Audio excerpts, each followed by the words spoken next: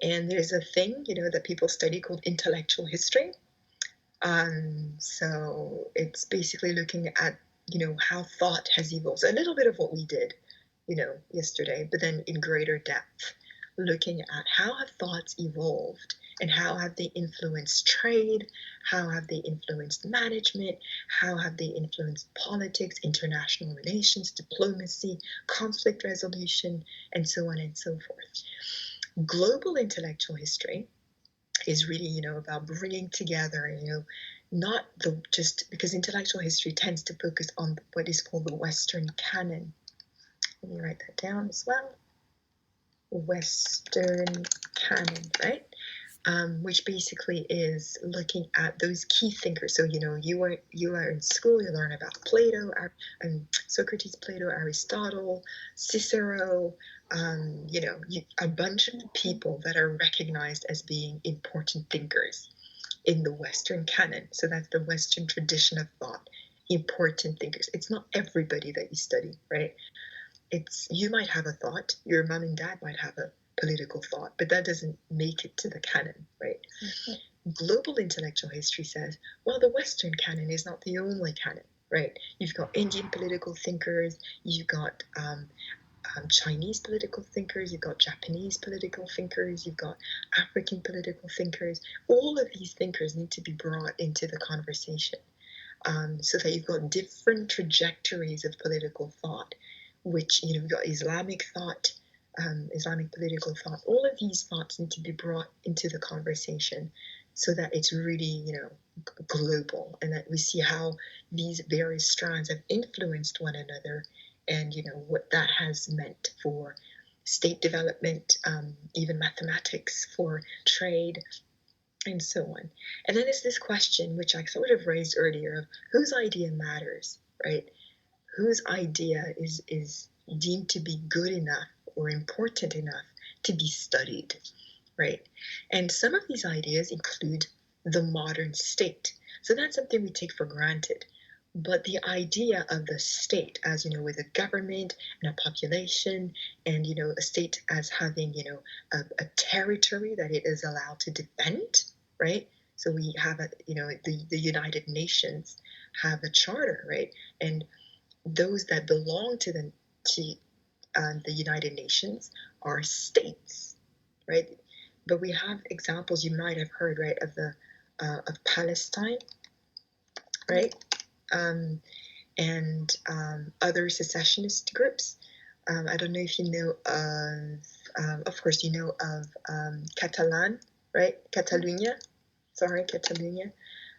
which wants to leave Spain, right? And it's been wanting to leave Spain for a long time. You've probably heard of Northern Ireland, right? Which has had a lot of tensions with the rest of the UK because they're secessionist groups, and there are so many secessionist groups around the world. On every continent, pretty much, there are secessionist groups, but they are still a part of the state. They're not recognized by the United Nations. But that's because of this idea of the state.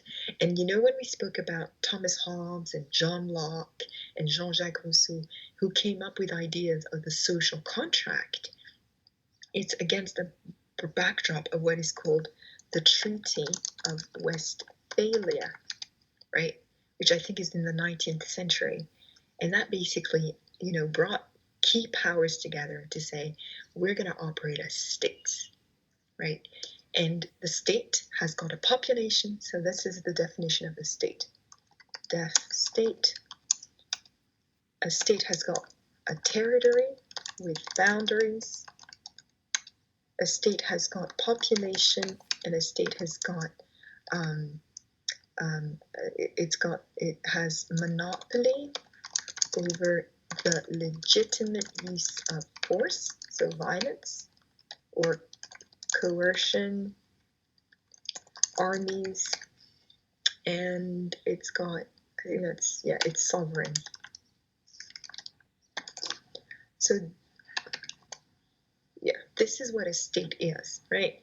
A state has got territory boundaries, it's got a population, it's got monopoly over the use of force, coercion, violence, armies, and is sovereign, right? And sovereignty means that it can take decisions that are binding, right, on its population or on its territory, and it acts as a unit in global affairs.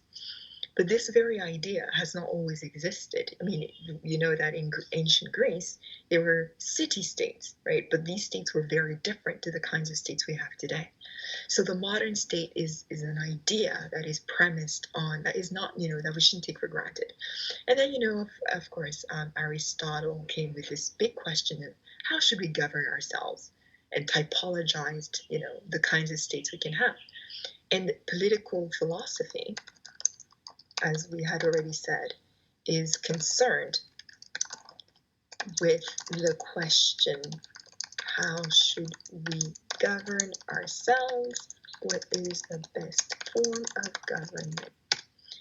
Right? And then you've got social contract theories that organize government and that tell you what the relations between government and population should be, right?